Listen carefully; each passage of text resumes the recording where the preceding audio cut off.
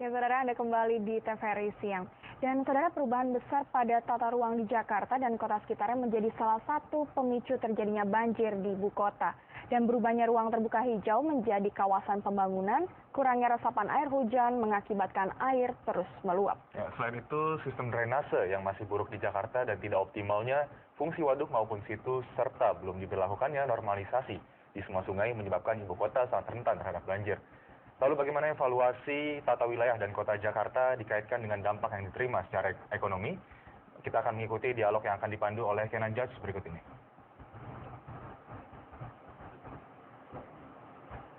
Ya, terima kasih Aldi dan juga Dita. Selamat siang saudara, Dialog Ekonomi kembali hadir menyapa Anda di edisi peringatan Maulid Nabi. Dan kali ini saya bersama Teguh Kurniawan, seorang pakar manajemen lingkungan kota dari Universitas Indonesia. Selamat siang, Bung. Selamat siang, Mas. Ya, bencana banjir yang baru saja terjadi dan sebenarnya ini bukan yang pertama kali, sebenarnya sudah berulang-ulang sekali banjir ini terjadi. Artinya ada hikmah yang harus bisa kita ambil di sini. Namun sebelum kita berbicara mengenai hikmah itu sendiri, sebenarnya ada beberapa yang sangat salah sekali jika kita berbicara mengenai tata ruang dan tata kota itu sendiri dan kerugian yang harus dilanda oleh masyarakat baik dari aspek sosial dan ekonominya pun cukup besar. Kira-kira menurut Anda pola pembangunan apa yang salah di Indonesia ini? Baik, mungkin saya mulai dengan bagaimana kota itu ya, bahwa kita bicara bahwa kota itu merupakan sebuah mesin pertumbuhan buat banyak negara ya, bagi sebuah negara. Nah, dalam konteks itulah di mana pembangunan di kota harus lebih ditata gitu ya, sehingga bisa menciptakan kota yang berkelas dunia tadi, yaitu kota yang layak huni, ya, yang nyaman, yang kemudian dia kompetitif gitu. Nah, untuk bisa menghasil atau bisa menuju kota ini, maka aspek ekologis itu tidak boleh dilupakan dalam pembangunan sebuah kota. Oke, baik. Ya. Saya tertarik sekali Anda bilang layak huni. Apakah menurut Anda saat ini Jakarta layak huni? Kalau kita lihat misalnya kemacetan, banjir, susah. Bagaimana kita bisa berkompetisi dengan kota-kota lain di dunia gitu, sehingga orang mau berinvestasi di Jakarta. Baik.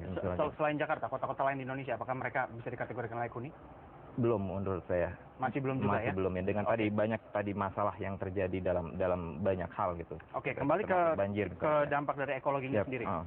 Lalu kira-kira pembangunan saat ini apakah masih berkaitan, masih sangat memikirkan pembangunan ekologi atau justru sebalikannya? Menurut saya tidak gitu. Masih belum ya dalam konteks. Jadi begini, kita bicara urbanisasi gitu, bahwa urbanisasi membawa dampak terhadap kebutuhan akan ruang gitu.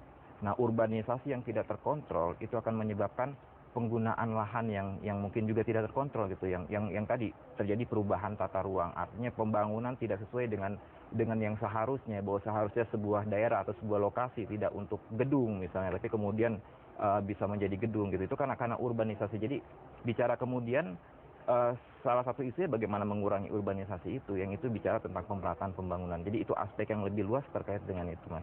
Baik, ya. Selain masalah drainase sendiri, sebenarnya masalah penurunan lahan beberapa daerah di Indonesia, penurunan tanah, ini juga sebenarnya menyebabkan bencana banjir kerap terjadi ya. Lalu jika kita kaitkan mungkin dengan urbanisasi maka Anda baru saja menyatakan bahwa dengan banyaknya urbanisasi maka pertumbuhan permintaan demand dari tanah itu sendiri maka akan terus meningkat.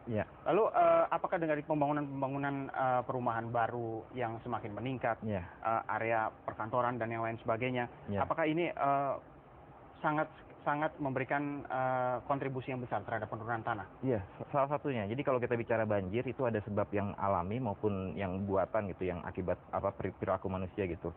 Kalau bicara alami tadi faktor curah hujan yang tinggi, misalnya di situ berpengaruh gitu, juga termasuk topografi, bahwa sebagian besar Jakarta itu ada di bawah permukaan air laut gitu ya, misalnya itu juga jadi masalah juga. Terus bagaimana Jakarta dilintasi oleh 13 sungai gitu. Kemudian juga bagaimana air pasang dari laut juga mempengaruhi. Tapi ada juga faktor buatan terkait dengan penggunaan lahan tadi. Penggunaan lahan akibat pertumbuhan wilayah kota yang tidak terkontrol, kemudian tadi berkurangnya daerah resapan, baik di hulu gitu. Jadi di sini kita bicara bagaimana rendahnya daya serap air di hulu gitu, bahwa sungai-sungai ini kan airnya berasal dari curah hujan yang berasal misal dari hulu sungai gitu, yang kemudian ketika misalnya banyak penggunaan lahan yang besar di sana, daya serap air di tanah berkurang gitu ya, kemudian ya akibat pohon nggak ada gitu. Nah itu yang kemudian membuat limpasan air makin besar yang ke Jakarta. Di sisi lain di Jakarta juga daya serap airnya rendah juga gitu, kapasitas penampung air. Baik, jadi permasalahan daya serap ini sebenarnya sudah dimulai dari hulu ya. Iya, dari jadi hulu. kalau kita berbicara Jakarta, artinya dari puncak pun daya serapnya sudah semakin turun saat ini ya. Iya. Oke, mungkin ini dikarenakan banyaknya pembangunan juga, banyak lahan yang beralih fungsi jadi villa sehingga mungkin masyarakat Jakarta harus membayar ya. Bagaimana dengan penggunaan air tanah sendiri? Nah itu dia. Jadi ketika kita bicara tadi banjir, salah satu tadi akibat misalnya tadi berkurangnya penurunan tanah salah satu. Jadi beberapa studi memberikan highlight terkait itu, Mas. Jadi bicara bahwa masalah penurunan tanah di Jakarta bukan sesuatu yang tidak bisa diabaikan, harus kita perhatikan. Nah, kenapa penggunaan tanah ini penggunaan air tanah ini menjadi besar gitu? Karena kebutuhan tadi begitu banyak bangunan, kemudian PDAM sendiri kemudian tidak bisa menyediakan, masih belum bisa mengakses banyak gitu ya, sehingga kebutuhan akan air itu berasal dari air bawah tanah dan itu sangat masif gitu. Yang ini kemudian menyebabkan tadi berkurangnya air tanah dan terjadinya salah satu menyebabkan tadi penurunan tanah tadi. Oke, jadi penggunaan air yang sustainable masih sangat kurang sekali ya di perkotaan-perkotaan di Indonesia ini ya. Oke, baik. Lalu bagaimana dengan pola-pola pembangunan itu? Seharusnya kita memiliki AMDAL. Seharusnya AMDAL ini berfungsi sebagai